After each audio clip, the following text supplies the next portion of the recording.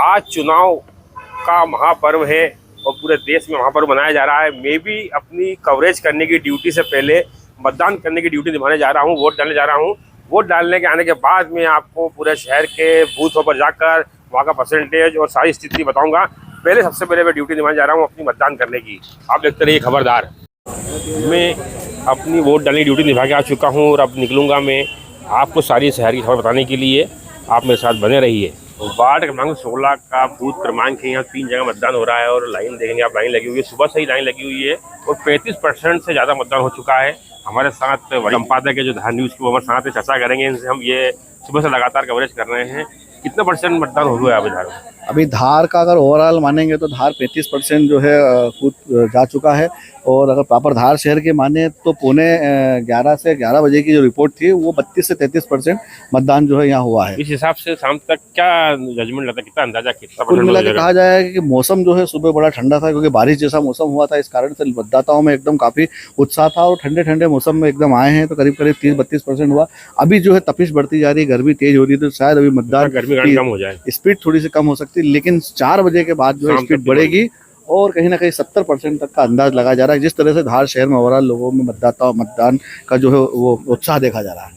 सुबह मौसम जो ठंडा मौसम था इसलिए बड़ी संख्या में मतदाता बाहर निकले और मतदान किया। 35% तक पहुंच चुका है। हालांकि अभी गर्मी की तपश बढ़ रही है तो लोगों की संख्या कम हो रही है, लेकिन शाम को अभी बढ़ जाएगी और इसी के चलते अंदाजा लगाया जा रहा है कि 70% तक मतदान धार का पहुंच सकता है। हम और लोग चर्चा करेंगे और समझेंगे किन मुद्दों पर लोग यहाँ वोट डाल रहे हैं और अन्य बूथों पर पहुँच के हम चर्चा करेंगे। आप देखते रहिए खबरदार। जैसा कि मैंने आपको बताया कि सुबह से लेके 11 बजे के बीच में 35% मतदान हो चुका है। हम लगातार शहर में घूम रहे हैं, बूथों पर जा रहे हैं, लोगों से चर्चा कर रहे हैं।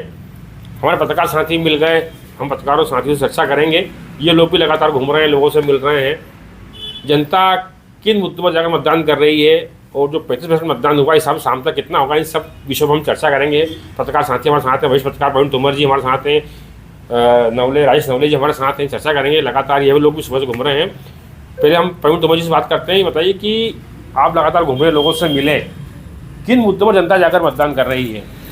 जनता अधिकतर कहीं तो राष्ट्र हित के मुद्दों पर मतदान कर रही है, तो कहीं महंगाई का मुद्दा भी अपनी जगह मायने रखता है। दोनों ही मुद्दों पे मतदान चल रहा है और सुबह सुबह मतदान थोड़ा सा अच्छा हुआ, लेकिन जैसी गर्मी बढ़ी तो थोड़ा मतदान की स्थिति डाउन हुई है। पर शाम होते होते हो सकता हो कि मतदान बढ़े और उम्मीद है कि मतदान करीब 60 से 70% के ऊपर पहुँचेगा। राजेश नवले जी से चर्चा करते हैं। नवले जी बताइए कि आप भी लगातार भ्रमण कर रहे हैं, लोगों से मिल रहे हैं। आप बताइए किस मुद्दों पर जनता मतदान कर रही है और क्या सोचकर मतदान करने निकली है? आप लोगों की कई लोगों से बात हुई होगी।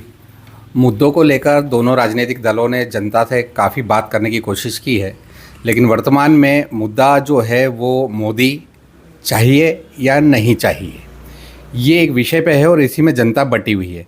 जिनको मोदी का शासन पसंद है वो मोदी यानी बीजेपी को वोट कर रहे हैं, और जिनको लगता है कि मोदी शासनकाल में हम तकलीफ़ों से जूझे हैं, इन 10 साल में सरकार वादों पे नहीं उतर पाई है, महंगाई बढ़ी है और तमाम तरह की चीज़ें जो उनको प्रभावित कर रही है, वो उसके खिलाफ वोट कर रहे हैं। राजेश नवले ने बताया कि आदमी की 2 प्रकार की सोच है, मोदी चाहिए या नहीं चाहिए। आपको क्या लगता है जनता की सोच में? नहीं, बिल्कुल सही बात, सही बोले नवले जी ने कि अभी बाजार में यही माहौल है कि कांग्रेस और भाजपा नहीं, अभी तो मोदी वर्सेस धार जिले में मोदी वर्सेस उमंग सिंगार चल रहा है।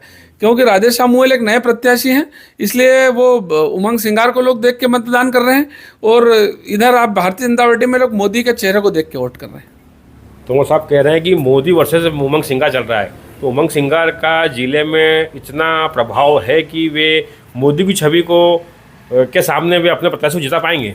देखिए, उमंग सिंगार जी की मोदी से तुलना करना मतलब सूरज की दिए से करने की तुलना के समान है। उमंग सिंगार एक प्रतिभाशाली और उभरते हुए विधायक है जो लगातार 3 बार से विधायक रहे हैं। सीधे उनकी तुलना करना मतलब बहुत ही नैतिक रूप से बिल्कुल सही नहीं है। उमंग सिंगार भाग्य से अभी जो है आदिवासी नेता के तौर पर एक नेता प्रतिपक्ष बने हैं। अभी उनकी राजनीतिक यात्रा शुरू हुई है। मोदी का कद जो है राजनीतिक रूप से एक विराट व्यक्तित्व के रूप में स्थापित हो चुका है, तो मोदी का मुकाबला मोदी से ही है। मोदी अच्छा है या मोदी बुरा है, ये 2 चीज़ों के बीच में फैसला होना है। पूरा चुनाव कुल मिलाकर मोदी पर ही आकर टिका हुआ है। जो लोग मोदी जी को पसंद करते हैं वे भाजपा के पक्ष मतदान कर रहे हैं और जिन लोगों को मोदी की नीति समझ में नहीं आ रही है या उसके खिलाफ में, वे कांग्रेस मतदान कर रहे हैं। जो भी हो, निर्णय तो 4 तारीख को आएगा, चाहे आप देखते रहिए खबरदार।